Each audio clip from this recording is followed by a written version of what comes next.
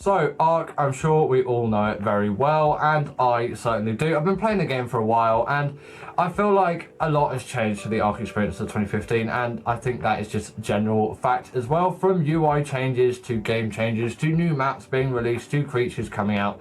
There's a lot which has happened to this small survival games experience, from becoming that small game like it was in 2015 to the sort of big boom it is today, although falling off a little bit. And I wanted to ask a question: is Ark worth it in 2024? We will be talking a bit about ASA as well, although this video is more dedicated to ASE, so I think that's enough rambling with the intro, and let's just get into the video. So, as I said earlier, this video is sponsored again by the Ark Echoes of Arcadia Light RP. They've already sponsored the channel before, but they're back again with this video, and since it was a larger project than the usual ones, it made sense to have a sponsor in the video, and you might be seeing a bit more of them around the channel with some of the bigger projects, but still, not all the videos are going to have said sponsor. Either way, getting into the details, this is Ark's most immersive RP server. You're going to find nothing better than it in terms of the immersiveness. There are daily events as well to keep you engaged, as with the constant wait for new maps on Survival Ascended, you know, there's a lack of content, and this is going to give you all of that. There are weekly large events too, so you have even more to look forward to at the end of every week. There are 9 gigabytes of DLC full conversion, which just gives a whole new way to play.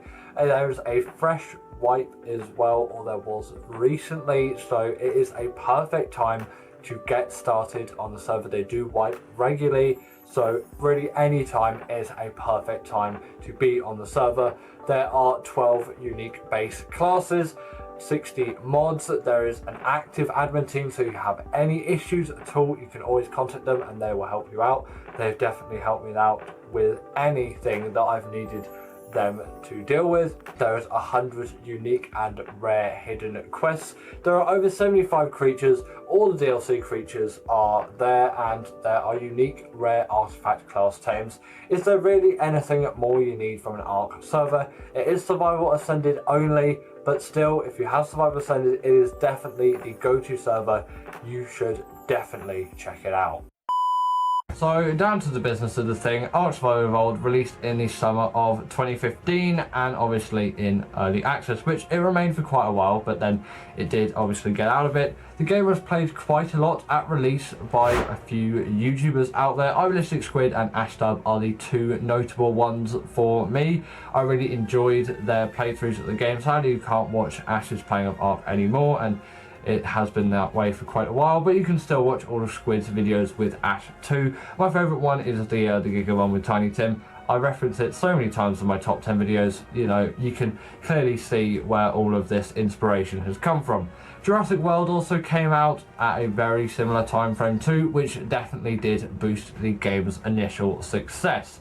Obviously, it was quite limited compared to today's Ark Survival Evolved, with significantly worse UI, only having the island as a map and a limited amount of creatures. Creatures such as the Proctodon and the Bilzabufo came out during this time. Obviously, they didn't come out with the initial release of the game, but I'm just giving you maybe a little bit of a heads up on what creatures were releasing out at the time. The swamp or snow biome didn't exist, and I'm so glad the swamp biome didn't used to exist, and also still kind of sad that it was created, but there we go, we still got the swamp biome to this day.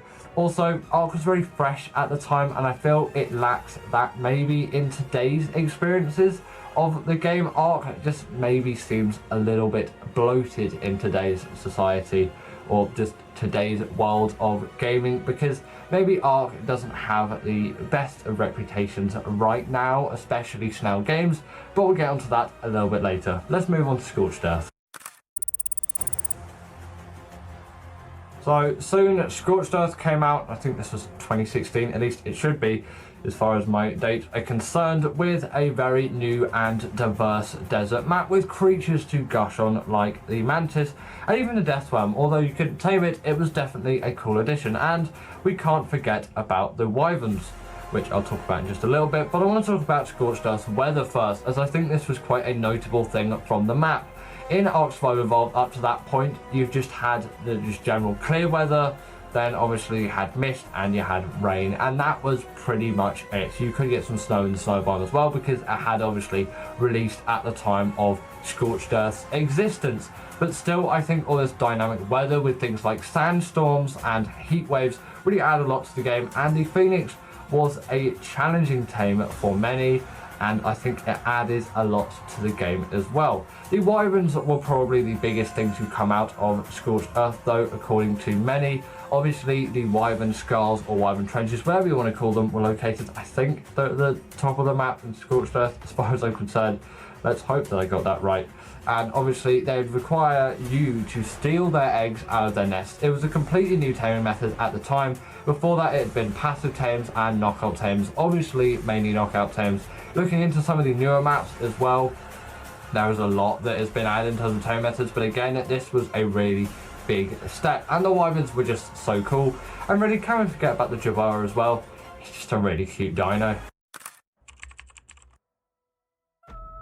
So 2017 brought Aberration, and to many this is their favourite Ark map out there, and I sort of would agree, although I do have quite the love for Scorched Earth, which, you know, many might not expect. The island is also up there as well, but Ab really does deserve a good spot as a great map, and this could even be your main influence of playing the game, and it really is something which maybe I think might make you want to get the game. Obviously, I've completely changed up the gameplay space of Ark, as no flyers were allowed on the map at all. Most people weren't really transferring at this point, at least as far as I'm concerned. I didn't even know of the concept of transferring in 2017. The UG came out as well in 2017, which was quite nice. We all know it today for its insanely great use in boss fights, and, you know, some people maybe don't think about its period of when it was released, around the time that Ab released.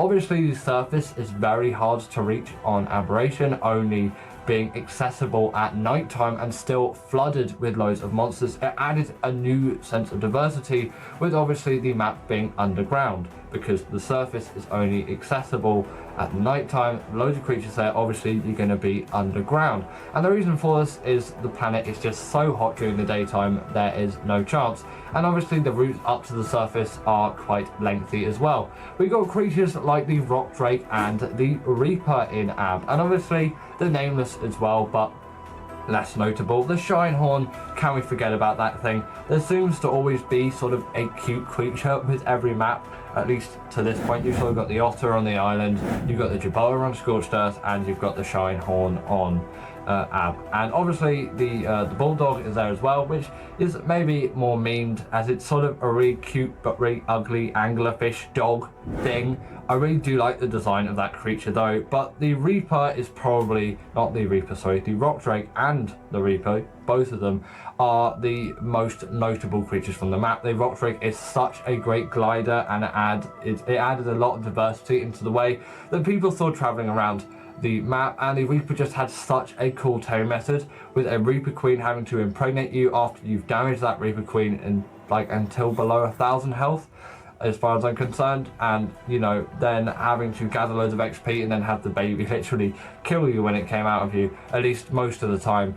Yeah, it was a really cool experience. And of course, Rockwell was the final boss as well. We've had this sort of lead up, and, you know, we hadn't fought Rockwell again or at all at this point, and it was really nice to actually fight Rockwell in person, obviously in preparation for Ark's final map, quote unquote. So Extinction came onto the scene in November of 2018, so pretty much just a year later. This map, of course, like I've just said, was supposed to be Ark's final map, but of course that's not going to be the case, because delays of just general Ark stuff. Is Wildcard really known for not delaying things? It's sort of the meme at this point. I'm pretty sure Fielder came out on time though. It was one of the maps recently, or maybe a few in a row, did actually come out on time, but, you know, we're back to delay town again with ASA stuff. Obviously, because this was supposed to be the final map to come to Ark, it was a really big cinematic map with, you know, large biomes, and obviously the bosses being literal titans, just big like mammoth of creatures really. And although, you know, they really wanted you to require to get a whole army to take these things out, you can cheese them quite easily. Like you can use stegos to really easily get the forest titan out, and you can use a quetzal to quite easily kill the desert titan. It's the thought that counts really. These big scale boss fights were definitely for the cinematics, and although they could get a bit boring at times and the preparation compared to previous maps was a lot longer, I really do like what Extinction tried to do. It is still unlike any other map. And then for the final fight, the Alpha King Titan, it really did add a lot as well further, as you're just fighting this massive monster of a creature, and then you could get the Mega Mech if you're doing the Alpha as well. Obviously you can do Gamma and Beta too. The Alpha had armor over it as well, which really added to the experience even more. It made it even cooler in a way, and that army of gigas that you'd send in, it was a great time. But again, the Mega Mech really did add to that final cinematic masterpiece. It is again a very cinematic map. It added things like cryos as well, and the OSDs were a absolute blast in my opinion, and the general like corruption nodes. It was a new way of getting drops and loot. I thoroughly enjoyed it. Cryos were a massive improvement to the game's transportation system, although with all this tech stuff, I kind of feel this is maybe where Ark's possible downfall lies, and where there's a bit of negativity and divide of opinion in the game, as shouldn't it just really be a primitive experience since you've got dinosaurs all over the map? It is, after all, not cyberpunk. So then we get on to Genesis Part 1, and this is sort of Ark's COVID DLC. At least I mark it as that. Obviously, they did not hold back on the tech, as the whole premise of the map was the fact that you were literally in a simulation. Pretty cool, right? Right? HNLA would be your guide through all of this though, and I think that did add a lot to this map and the experience. It was something new again, although this didn't really capture the hearts of the players. Obviously, Extinction was supposed to be Ark's final map, and then with delays and all of that, Gen 1 had to be released, and it was sort of like, did it need to release? But there we go, we got new characters and all of that. But I think the main reason why players diss this map more than others, and in my opinion it's probably the main story map that Ark players hate the most as a whole, is because of the fact that you had to teleport from biome to biome. It wasn't very seamless as such, and again they really didn't hold back on the tech either, with again you being in a simulation, but there just being way more tech related things in the game as well, and much more of a focus on tech to even complete the game. Although the final boss was quite a nice one, and I do thoroughly enjoy the Master Controller. The Moda was a good addition as well, being Ark's first underwater boss. The ocean biome actually wasn't too bad on Gen 1, and I think that's where I really like it. The Bloodstalker is a great creature from the map too, adding a new and inventive taming method. This map did a lot, and obviously Gen 2 being planned as well, as it was Genesis Part 1, there was stuff to look forward to in Ark, but I think it wasn't quite where it originally was in the stages of Ab and sort of Extinction. So now Gen 2 was supposed to be Ark's final map, of course, and it still didn't happen because Ark 2 was delayed, and then we got Fielder. Again, I'm not going to talk about the sort of custom maps in this, as I don't really add to Ark's main story. This is just a little bit of brief history before, obviously, I give my final verdict on if you actually should get this game or not. Yeah, but either way, Ark 2 was just so delayed, and it's still being delayed at this point. Frankly, it's not out yet.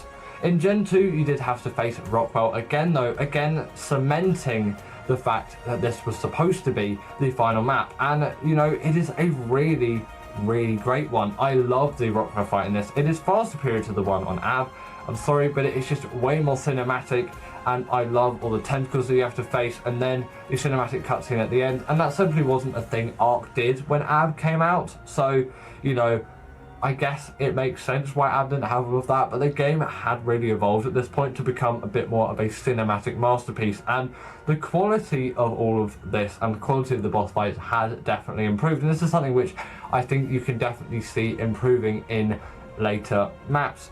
Even Arc 2 gets teased in the final cutscene, which further cements this wildcard just wanting this to be Arc's final map, and H&A dies too, which is pretty sad. And you know, genuinely, since I didn't know about it when I actually completed Gen 2, it was a pretty emotional moment for me. They did actually cement that, and H&A had actually become a relatively cemented character in the story.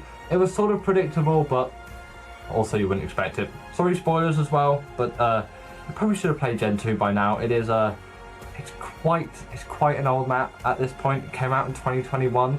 I know 3 years isn't that old, but in the grand scheme of Arc, that is a good third of its lifetime. A lot of good creatures came out with this map as well, especially the Maywing. That is a god of traveling. I absolutely love that creature to death, and I sort of couldn't imagine the game without it. It was great to have the Shadow Maid along too. I think that really did add to the experience.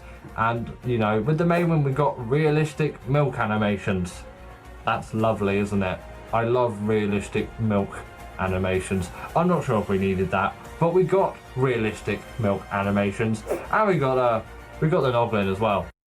So of course Arc 2 was delayed, like I've said so many times in this video. So what happened post Genesis Part 2? We got Fjorda and the animated series 2, which sort of, I think, has mixed judgment at the moment, but still it is something for you to get. We do have Fjorda as well, with creatures like the Desmodus and the Fjord Hawk. Sanguine Elixir personally is my favourite thing to come out of that map, though, as just, I couldn't tell you how much I love taming, okay, and the fact that this made taming easier for me and just generally quicker for me, I loved what it could do. The Bloodstalker is also one of my favourite creatures out there, and you know, I love having access, or better access, to that creature with the absolute blood bag farming from the Desert Modus too. But let's get on to the sort of ASA segment of this, because ASA, in my opinion, has really divided the Arc player base. Are you an ASE person, or are you an ASA person? Actually, comment that down below, as I do want to know your thoughts. Previously, they did say ASA was going to be free, but then obviously that was not the case. They said there was going to be no pay-to-win creatures, but I guess the Pyromane just completely fucks that. Now, it's not all bad, as I've heard servers are easier to run, supposedly. Obviously, I'm not a server runner myself, so do provide all information that you want or that you have on the topic in the comments below, as I do want some further notice on what this is, and obviously what your experience of running servers is actually like on ASA. Although, you know, Nitrado, Arc's only server provider at the moment, hasn't had the best reputation in recent times, with cutbacks of its literal whole Spanish audience, and generally just not great things coming out of the company financially. Just also look at this church on the Scorched Earth. Yes, ASA is supposed to be this sort of visual masterpiece in UE5 instead of Arc Survival Evolved UE4, but they're really rushing on these maps, and they've skimped on the detail. Again, this church simply proves it for me.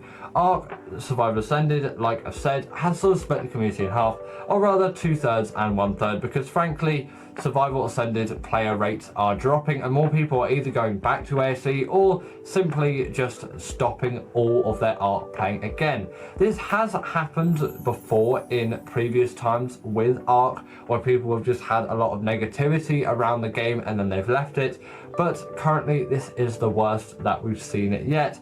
And you know, it shows that it really does show, actually, as views and perceptions of Arc on content platforms like YouTube, Twitch, TikTok, whatever, are gradually just worsening. And you really can see that with the views on our YouTube videos. They just gradually are just tickling down. Now, personally, I really love Arc Survival Evolved. Sorry, not ASA, but not sorry, I guess. I can still recommend Survival Evolved to fans of survival games though, and of course dinosaur lovers, but does the dinosaur phase really end? Personally, as an Arc creator, I really do want this game to succeed. I want to boost the popularity of the game. That is, after all, what I'm doing by making Arc content. I'm saying, hey, this is a game that I'm talking about. I sort of want you to buy this game, so can you get this game, or can you play this game, or this is why I love this game so much, do you want to play this game as well? I am essentially promoting you the product of Ark. It's as if every Ark video that I make is sponsored by Ark. Now, the game now is £12.49 on Steam, and you know, that's sort of a steal compared to what it used to be. It used to be a £50 game, and I'm not talking dollars here, I'm talking in pounds. I'm English, I'm not American, okay? So I'm going to be talking in pounds. If you're American, you'll be talking in dollars and you won't be talking in pounds. If you want to look up the conversion rate, just put what £12.50 is in dollars, in US dollars, of course. Or unless you're in Canada, Canadian dollars. Or if you're in Australia, Australian dollars. If you're in Vietnam, Vietnamese dong. Just whatever. You can obviously do that all on Google. I'm not going to do that for you, okay? I'm just going to do what currency is available in the country.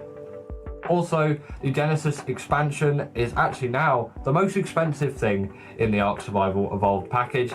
Now, you know, you don't really need the Genesis expansions unless you want to get into them, because Extinction is a frankly great finale, but if you want to get into them, you can simply buy the base game first, get through, you know, the island, Scorched Earth, Ab, and Extinction, and then head over to the Genesis expansions. But there is still a pretty huge market for Ark, in my opinion. A lot of people could definitely be playing this game who aren't playing it now, as frankly, there are loads of people that love survival games and love Ark. Power World was sort of a notable step in this as well, and although, you know, not too similar to Ark, it took a lot of the attention away from Ark for the sort of Pokemon style version of Ark, I guess. And I really thought Ark isn't sort of getting the attention it deserves, at least Survival Evolved, because of all of the backlash and terribleness that has come from companies like Snail Games and Nitrado, and really the effect that ASA has had on just players. ASA's existence has really been a big hit for the Ark community. I'm sorry, no matter how good you may think ASA looks or how much better you think it is than Ark Survival Evolved, it has made a big hit on the whole Ark community. And, you know, there's still hope for Wildcards and Ark 2, in my opinion. We can only hope that all of this scrappiness and scruffiness with ASA is because most of the developers on Wildcard's team are just hitting for Ark 2, because Ark 2 really at this point is maybe the only saviour there, and with Snail Games being in a frankly terrible share position right now in terms of, you know, the actual value of their shares, something really does need to be done here. And, you know, at this point we can only hope that Ark either just goes independent or gets bought up by another host company, as I think this can really just boost the game further on. I hope just all this mess can go away. Yes, in terms of the legal side of things, Ark isn't doing great, but I think that it still can be the game for you. If you love survival games and you love dinosaurs, and if you enjoyed this video, then you probably will like Ark.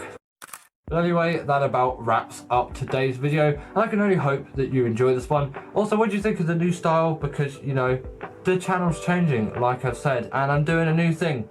Anyway, feel free to like and subscribe. Considering becoming a member as well would be great, as you're going to get some exclusive content. There's even a Japan video coming, because I'm going into Japan in like a week or so. Also, this video is coming out a week earlier on the Patreon and Buy Me a Coffee than it is coming out on YouTube. So if you want it before everyone else, I know you'll either be hearing this on the Patreon or YouTube anyway, but for future videos as well, you feel free to subscribe to that Patreon, and then obviously you can get earlier access. There are tiers. You can either get it 24 hours earlier or a week earlier, depending on what you have as well. I'm finishing setting up a Patreon Discord as well, so if you want to get into all of that, then feel free to do so, and you can talk to me directly through Discord.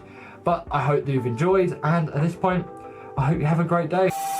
I love realistic milk animations.